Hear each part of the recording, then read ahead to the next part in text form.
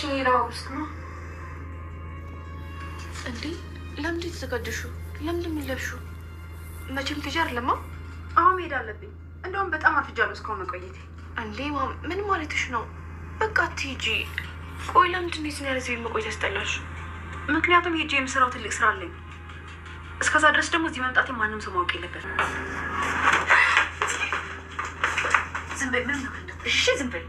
እትያለሽ መቼ መጣሽ ነው? እንኳን ደህና መጣሽ። ምን አገባሽ? ደግሞ እንደሚያስብ ሰው አትሁኝ። እሺ አፍሽን ዝጊ። ቆይ ለምን ምን ሆነሽ ነው? ምን አገባሽ? ዝም በይ አልኩሽ ሴትዮ። በቃ አላየሽኝም፣ አልመጣሁም። እሺ ግን እትዬ አንድ ነገር ልነግርሽ ይገባል። እሷ ናት ሚስቴ። ሰው ነጋታለሁ።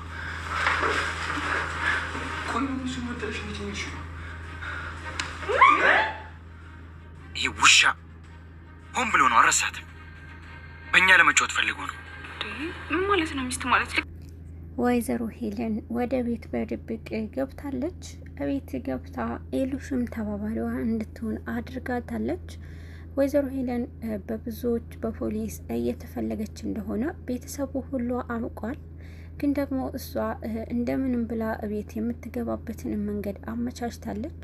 ወደ ቤት የገባችበት አንደኛውንም ምክንያት የራሷ የሆነ እዛ ቤት የምትፈልገው ነገር ስለነበረ ያንን ነገር ለማውጣት ነበርና ሄለን ከገባች በኋላ ቤት ውስጥ ተባባሪው አደረገቻትንም ልጇ ኤሉሽ ምንም ነገር እንዳትናገር አስጠንቅቃታለች። በተኛችበት ለመውጣት ሞክራ ነበረ። በዛ ሰዓት ግን ኤሉሽ ከእንቅልፏ ነቅታለች። ከእንቅልፏ ስትነቃ እንዴ ማሚ ወዴት ልትሄጂ ነው? መቼም ልትሄጂብኝ አይደለም ብላስ ነበረ።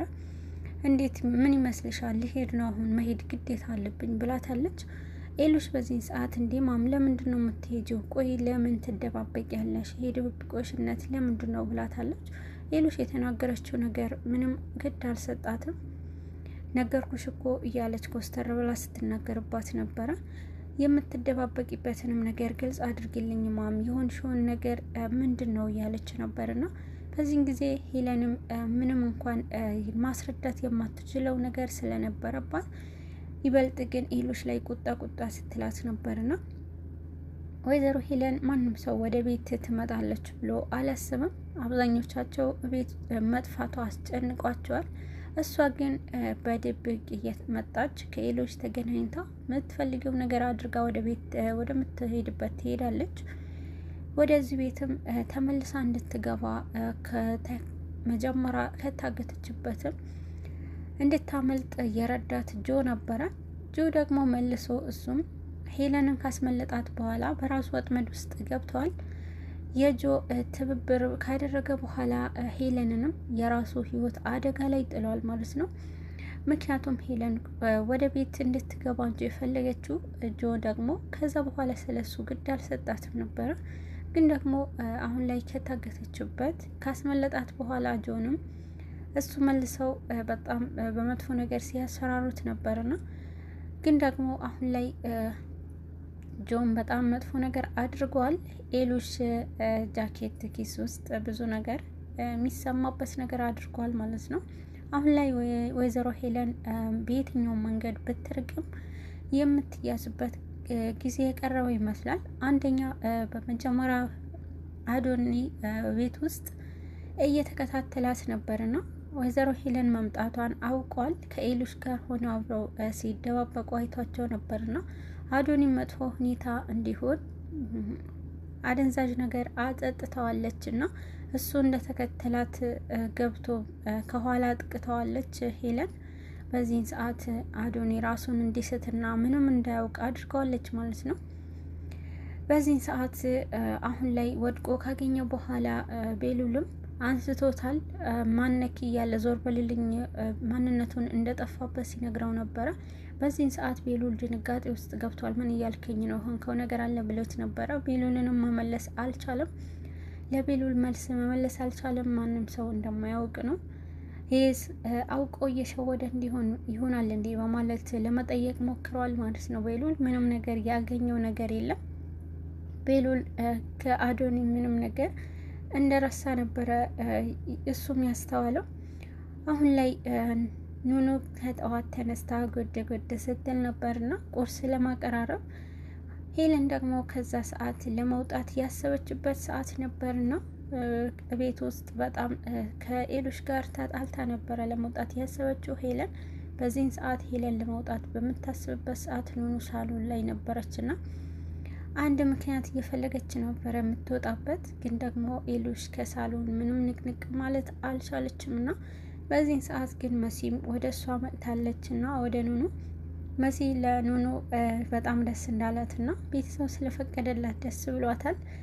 ግን ደግሞ ኑኑ እኔ ምንም ደስ አላለኝም ውስጤ፣ ልጁን ግን እርግጠኛ ነሽ ወይ ታገቢዋለሽ ይሄን ያክል ብላ ኑኑም ስትናገር ነበርና በዚህን ሰዓት እርግጠኛም እንደሆነችና እንደ ቸኮለች በነገረቻት ሰዓት ኑኑ መሲም አልቸኮልኩም፣ እኔና እሱ እኮ በጣም እንዋደዳለን እንተዋወቃለን ብላ ነበረ የተናገረችው ማለት ነው።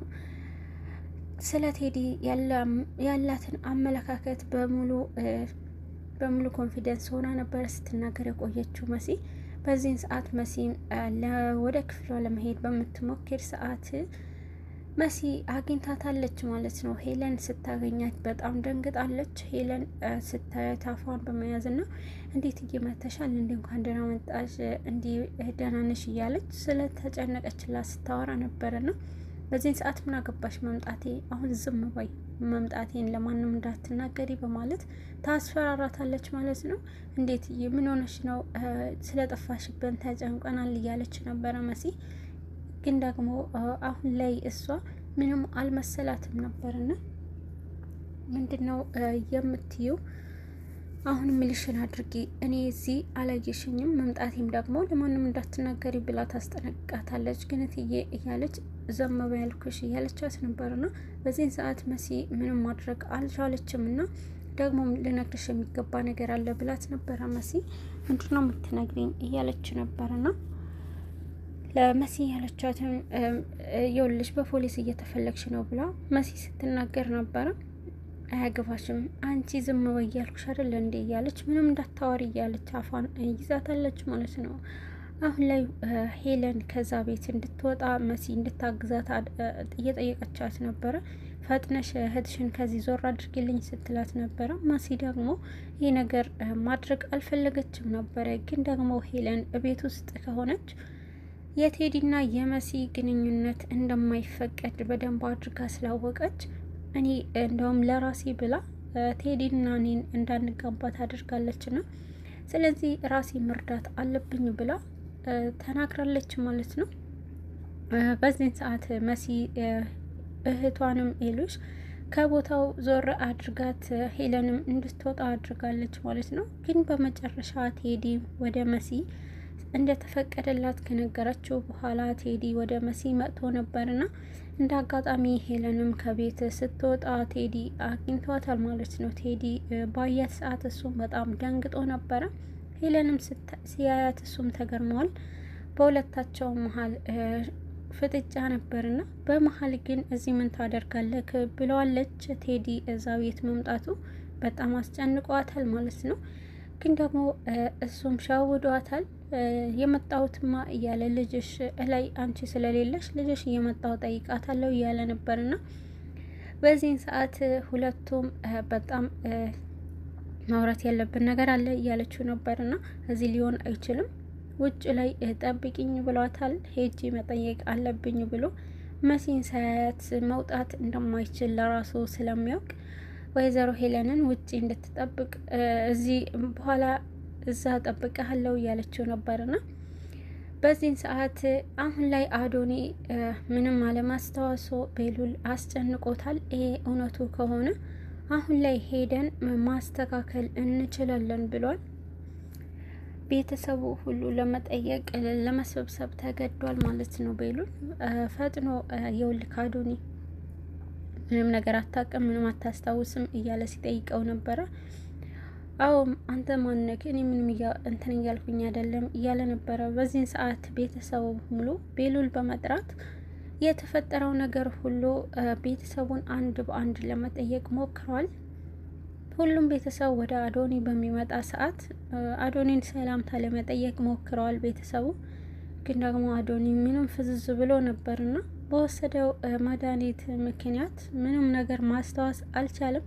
ቤተሰቡ ሁሉ በጣም ተደናግጠዋል። እንዴ በመጀመሪያ ገኒ ነበረችና እንዴ አዶኒ እንዴት ነህ ልጄ ደህና ነህ ወይ እያለችው ነበረ። በዚህን ሰዓት ምንም መልስ አልመለሰም። ሁላቸውም እንዴት ነህ እያሉ መሲም ስትጠያይቀው ነበርና ምንም መልስ መስጠት አልቻለም። ምክንያቱም አዶኒ አሁን ላይ ማናቸውም የሱ ህመም አላወቁትም።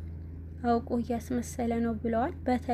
በተለይ ደግሞ አውቆ እያስመሰለ ነው ብሎ ያሰበው ቤሉል ነበረና ቤሉል አውቆ እያስመሰለ ነው ብሎ እንዲል ያሰበበት ምክንያት አንደኛው ሁላቸውም ኤሉሽም መሲም እንዲሁም መኮንንም ሁላቸው አለማስተዋሱና ኑኑ ከላይ ስትመጣ ከያት በኋላ እችነት ምስቴ ይሄው ሚስቴ መጣች እያለ እሷ ሚስቱ እንደሆነች እንዳስታወሰ ነበረ የተናገረው። አዶኒ በዚህን ሰዓት ከባድ የሆነ ውሸት ውስጥ ነው የገባው። እራሱ አውቆ እያታለለን ነው በማለት ቤሉል በንዴት ውስጥ ነበረ ሲናገረ ቆየው። ቤሉል በንዴት ነው በስሜት ሆኖ ይሄ ውሻ የሆነ አውቆ ነው አይደለ ይሄንን ከኑኑ ጋር መሆን ስለሚፈልግ ነው በማለት የራሱ ቅናት ይዞት ነበረ። ቤሉል አሁን ላይ ኑኑ ብዙ ጊዜ ካጠፋችውንም ስራ ለመቅረብና ይቅርታ ለመጠየቅ ለሞክራለች። ቤሉል ግን አምርሯልና ኤሉሽ የሰራችውን ክፋት አሁን ላይ ቤሉልና ኑኑን በጣም አራርቋቸዋል። በተለይ ግን አሁን ላይ ቤሉል አልጨከነም። አዶኒ ወደ እሷ ሚስቴ ናት በቃ ባለ ሰዓት ቤተሰቡ ሁሉ በጣም ተገርመዋል። ይበልጥ ግን የአዶኒ ወደ ኑኑ መጠጋት አውቆ አስመስሎ ነው እንደረሳ ብሎ ነው ያሰበው። በዚህን ሰዓት አዶኒ ግን ምንም እንደማያውቅና በጣም ውስጡ እንደተጨነቀ አባቴ እየጠበቀን ነው ሲላት ነበረ። ኑኑ አሁን ላይ የአዶኒ አባት በህይወት የለም። ግን ደግሞ አዶኒ በወሰደው መድኃኒት ምክንያት አሁን ላይ የሄለን ክፋት አዶኒን ምንም እንዳያውቅ አድርጎታል።